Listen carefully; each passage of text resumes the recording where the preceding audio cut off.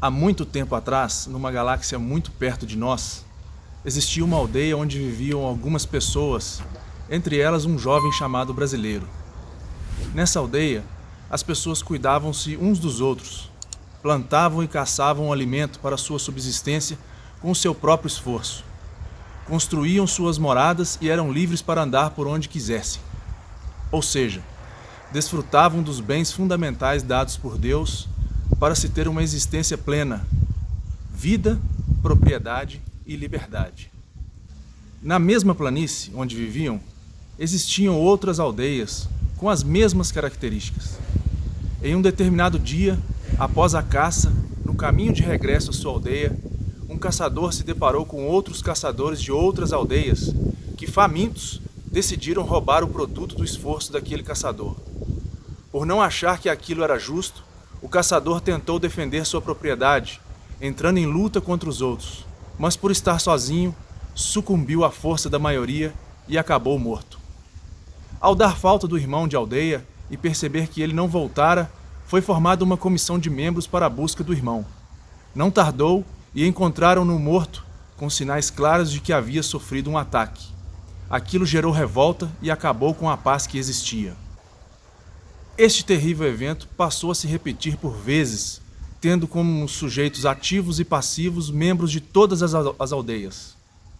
Conclusão: acabou-se a liberdade de andar para onde se queria, pois o risco da morte era iminente. Acabou-se o respeito pela propriedade, pois se saqueavam mutuamente.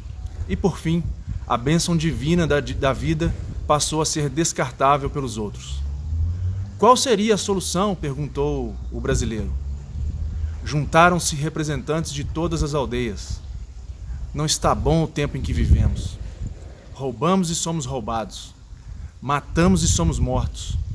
Prendemos e somos presos. Para que possamos voltar a ter vida plena e paz, a partir de hoje, então, fica definido: ninguém rouba mais de ninguém. Ninguém mata mais ninguém. E ninguém prende mais ninguém. Alguém disse: mas como vamos garantir isso? Cada aldeia vai ceder 10 homens para que seja criada a defesa desses direitos. Eles serão responsáveis pela garantia destes. Vamos chamá-los de Estado. Mas quem vai querer se dedicar a isso? A troco de quê?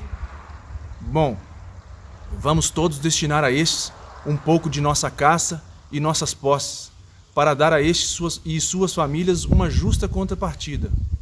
Todos concordaram.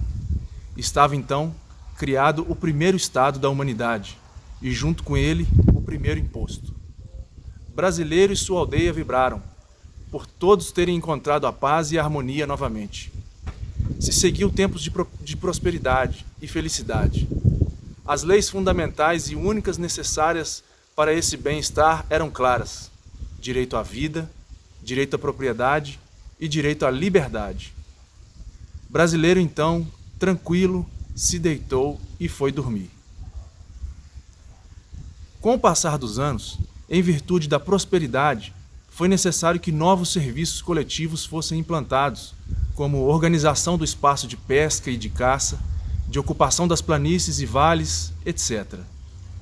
Por isso, o Estado recebia mais contrapartidas, como casacos de pele para o frio, armas para seu ofício, camas mais confortáveis para o seu descanso. Ou seja, mais impostos para manter o Estado. Com o tempo, o Estado começou a dizer o que as pessoas deviam fazer, onde e como deveriam estar, a que horas e de que forma poderiam se banhar, etc. Cada vez mais impostos precisavam ser criados para bancar as regalias compensatórias do Estado. O tempo passou, passou e passou. Gerações e gerações se seguiram. Hoje, os membros do Estado comem caviar, bebem vinhos importados, não precisam sequer apertar os botões dos elevadores de onde trabalham, pois possuem alguém para apertar. Não dirigem os próprios carrões, não precisam pagar nem mesmo pelos seus ternos e tratamentos médicos. Viajam o mundo às custas dos impostos, que em nossa aldeia se aproxima de incríveis 35%. Enquanto isso, Brasileiro e os demais integrantes passavam muitas necessidades e dificuldades para levar a vida.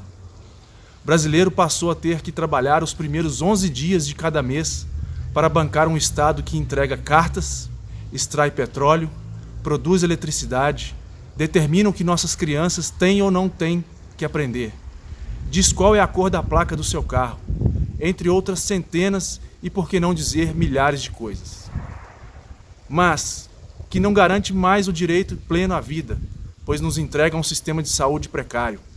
Não garante mais a propriedade, pois temos um sistema de segurança pífio. E se não garante a propriedade, quem dirá a vida, e muito menos a liberdade?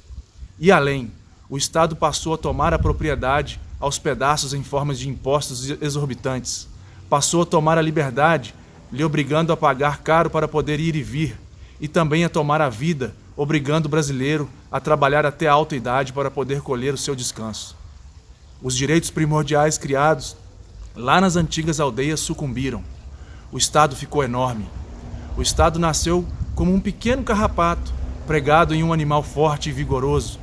E hoje esse carrapato está maior que o boi, lhe deixando raquítico e sem forças para ficar de pé. Pior ainda, o Estado não pratica mais a vontade do povo que o criou e cria mais e mais leis e mecanismos para que o povo o sirva, quando ele é que deveria servir ao povo. Os antigos irmãos integrantes do Estado passaram a explorar todos, encerrando de maneira 100% contrária ao propósito para que foi criado. O brasileiro passou a viver um grande sofrimento. A solução? Reduzir drasticamente o tamanho do Estado. Mas toda vez que alguém toca no assunto privatização, muitos de nossos irmãos de aldeia se indignam e berram, pois sofreram uma lavagem cerebral. Ficaram cegos.